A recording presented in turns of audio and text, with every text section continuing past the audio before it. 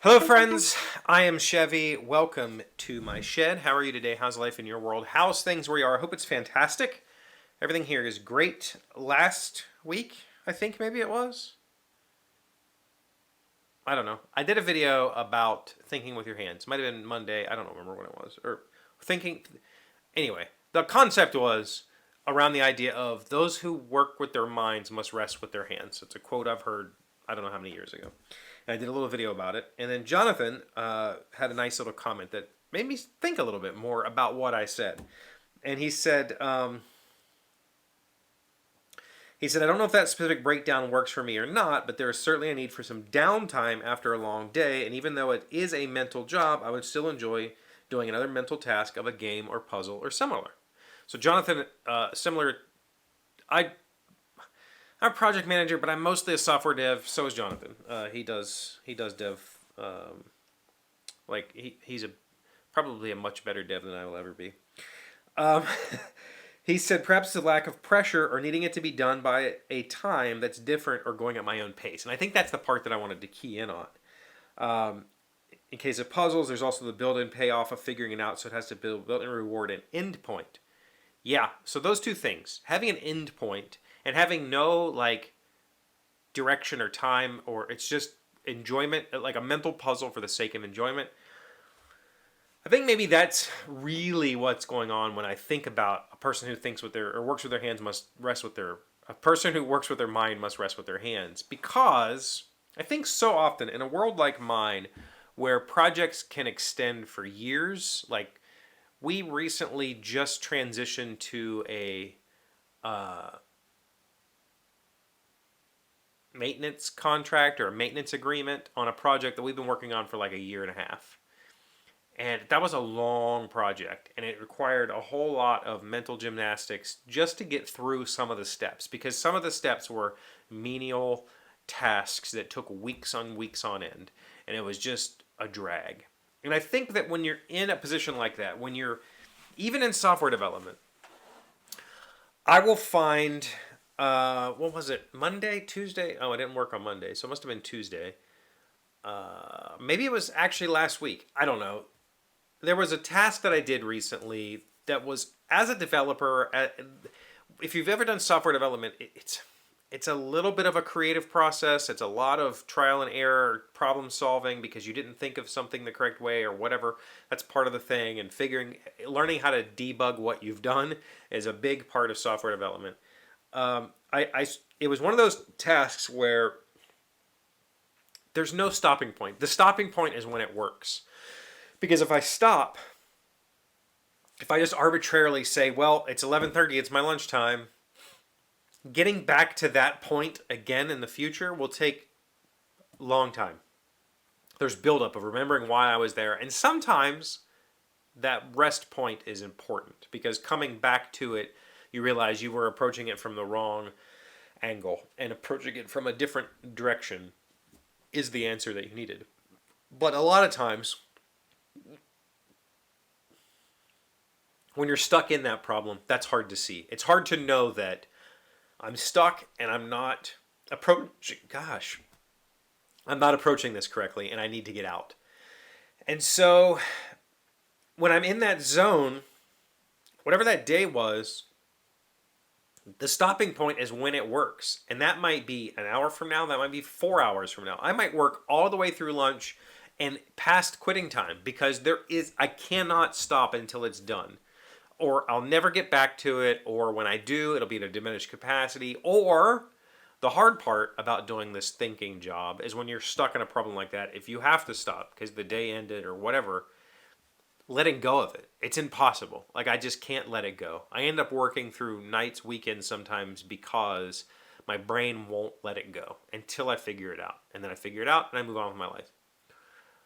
And I think, so what Jonathan hit on here, especially having the end point as well as having lack of pressure, those end points are the real reward of doing something with your hands. If I work my butt off all day and then I come down here and I build a little serving tray in a couple of hours, the reward isn't necessarily that I built the serving tray. It's that there was a final, like, oh, I did the thing. Done. Now there's this physical object in the world that exists that didn't exist 2 hours ago, and I feel good about that. Whereas the problem that I'm facing at work that I've been working on for 2 days is still unresolved. I don't feel good about that. And I think that's a much bigger key to that puzzle than I was expecting until I read his comment. Even just increments. Sometimes, and I'll have one here as an example. Sometimes I have a project that's going to be larger. Like I need to build a new kitchen island, for instance. I've got the wood on the other side of the wall here to build the legs because I'm going to laminate. It's going to be a painted thing, so I'm going to laminate some boards. I need to get those boards ripped and planed so they'll glue together cleanly. It's not like I'm going to come down here one evening after work and build a kitchen island. It's going to be many of those evenings and probably a few weekends. It's probably going to be a 2, 3, 4 week process. It's going to be an hour here, 2 hours there, whatever. But there'll be steps. And step 1 for me will be cutting or milling down the wood and gluing it together to form the legs. And when that's done, at the end of that, however long that session takes, I'm going to guess probably 2 hours total to rip everything, plane everything, glue it together, whatever. Maybe 2 hours of my time.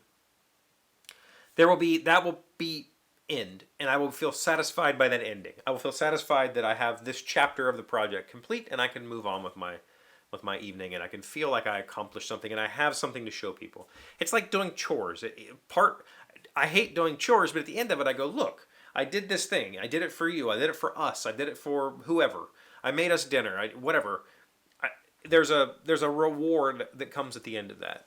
And a lot of times with my job or with big, tough mental problems, there is no reward until that final payoff. And that final payoff might be weeks away. And maintaining steam, maintaining gumption through all of that can be extremely challenging. Especially, like, my one project is this really old piece of software that's hundreds of thousands, probably a million lines of code. It's a ridiculous amount of code. That's all custom. There's no libraries. This is all just one dude wrote all this nonsense, and it's very convoluted. It's very goofy, and finding the simplest bugs in that code, some of them have taken me literally years to find. Because you just start writing, tracing through all of these files how we got here. And sometimes it's simple, and sometimes I'll find it in a week, and then it takes me a month to fix it because I have to backtrace through all of the situations that this could impact and find all of those pain points and fix them. And so it's really difficult sometimes to maintain that steam to get through all of that. And I think Jonathan's right. Sometimes, even on those days, playing a board game, playing a video game, doing a puzzle, those can be just as rewarding as coming down here and working on something. So it's a good thought. Thank you, Jonathan, for that. I like it when you guys give me your own perspective on these things. I really like that. So thank you for that. Yeah. Got any questions or thoughts or things you want to talk about? Let me know. Thank you for being here as always. Thank you for liking, commenting, subscribing, being amazing friends, wonderful people. Really appreciate you. See you again tomorrow. Today's 1,000 plus little things happy, successful people do differently. We are learning the 19 quick trends to feel better instantly. Number 2, change your socks. It's an odd trick, but it works. Bring a change of socks to work and change your socks midway through the day. You'll be amazed at how much fresher you feel. I can tell you, I'm wearing my $20 socks today. I washed them. Yesterday I had on my regular socks, and these do feel better. They feel different. They're tighter. They're whatever. And by the end of the day, they don't feel as good. I don't know that I'm going to start changing my socks midday, but maybe there's something to it. There definitely was when I was in the military and we would go on long hikes. Changing socks is super important in that case. But if you're just sitting around, I'm not so sure that it matters that much. Try it and find out, and then get back to me.